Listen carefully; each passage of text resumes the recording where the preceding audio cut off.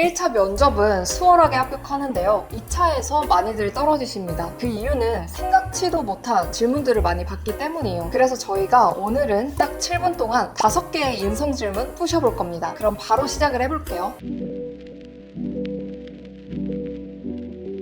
첫 번째 질문은 지원자님은 어떤 경우에 스트레스를 받나요? 라는 질문입니다. 정말 이것도 되게 자주 나오는 질문이에요. 근데 종종 어떤 지원자들이 본인은 딱히 스트레스를 잘 받지 않는다. 멘탈이 좀 세가지고 힘든 일이 있어도 이걸 딱히 스트레스라고 여기지 않는다. 이런 식으로 좀 회피하시는 분들이 있거든요. 근데 사실상 면접관이 질문한 것에 대한 그 답변은 아직 이루어지지 않은 거죠. 그러니까 면접관 입장에서는 그래서 뭐 언제 받는다고? 이런 생각을 하게 돼요. 그래서 이 답변에서는 조금 솔직함이 묻어 나오게 구성을 해야 합니다. 예를 들어 볼게요. 네, 면접관님, 저는 상황이 계획대로 흘러가지 않을 때 스트레스를 받습니다. 그래서 이럴 때마다 조금 속이 상하고 답답함을 느끼는데요. 그래서 나중에는 계획을 좀 제가 할 수 있는 만큼 세우는 편이고요. 그리고 혹시 몰라서 한 2-3가지의 대안도 미리 세워두려고 노력하는 편입니다. 이렇게 답변할 수도 있습니다. 그리고 다른 답변의 예시도 또 보여드릴게요. 저는 하루 동안 뭔가를 이뤄낸 게 없다고 생각이 들 때 스트레스를 받습니다. 그래서 하루가 끝나면 성과가 없다고 생각이 들 때요. 운동이라도 해서 조금 성취감을 느끼면서 하루를 마무리하려고 하고 있습니다. 이렇게 답변할 수 있습니다. 그래서 스트레스 경험을 물어볼 때 없다고 하지 말고요.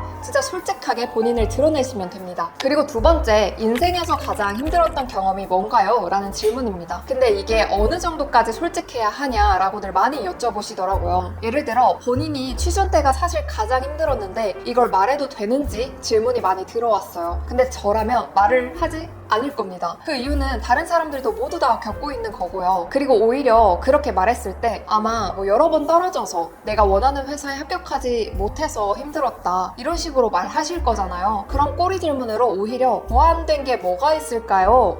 취준하면서 이전 면접이랑 지금 면접 보완된 게 뭐가 있나요? 본인이 왜 계속 취준 기간이 좀 길어지신다고 생각하세요?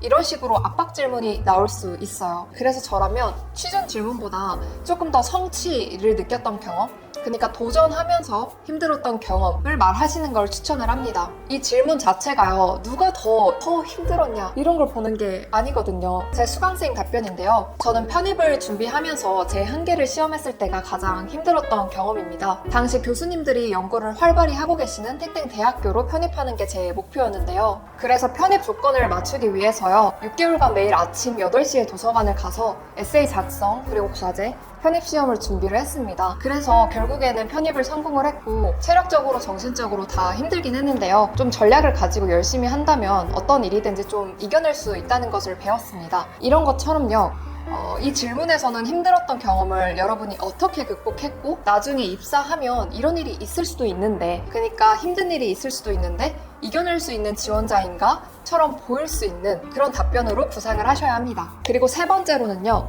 조직에서 본인은 어떤 존재라고 생각하는지를 묻는 질문인데요. 여러분의 이력서에서 연구실이나 어디 회사라든지 이런 조직에서 속했던 경험이 있다면요, 이 질문을 자주 물어보더라고요. 그래서 여러분들이 실제 난 어떤 존재였는지를 생각해보는 게 좋겠죠. 예를 들어서 믿을 만한 존재였다, 또는 이 분위기를 환기시켜주는 존재였다, 이런 식으로 키워드를 설정을 하셔야 합니다. 그래서 예시 답변 이것도 똑같이 보여드리도록 할게요. 네, 저는 과거 연구실에서요, 도움을 주는 존재였다고 생각을 합니다. 연구실에 있으면서 논문 작성뿐만 아니라 행정 업무 같은 것도 같이 하게 됩니다. 그런데 아무래도 이 부분은 다들 꺼려 하시는 업무였는데요. 그래서 제가 좀 자발적으로 나서서 많이 하려고 노력을 했습니다. 그리고 네 번째, 지원자님은 입사하게 되면요, 같이 일하고 싶지 않은 상사의 유형이 어떤 사람인가요? 라는 질문입니다. 이 질문의 핵심은 여러분이 성장하려고 하는 의지가 보이면 되는데요. 예를 들어서 이런 거예요. 저는 같이 일하고 싶지 않은 상사의 유형은 저에게 피드백을 주지 않는 상사입니다. 그래서 만약에 사소한 부분이라도 상사께서 피드백을 해주시지 않는다면 이 실수를 계속해서 반복할 수 있기 때문에요. 그래서 저는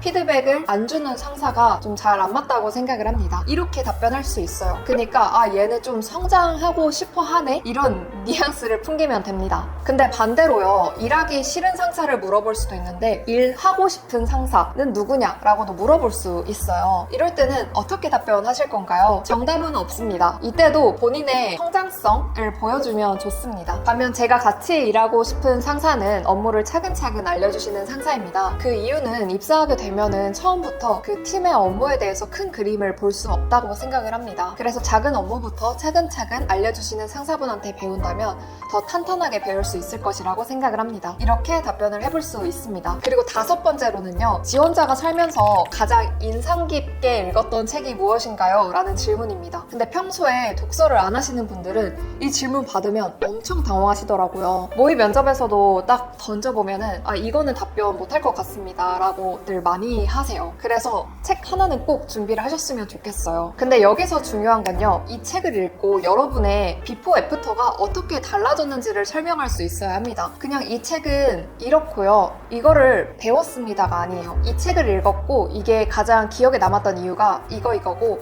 그래서 실제로 이거를 제 삶에 적용을 해보니까요. 어떻게 좀 달라졌습니다.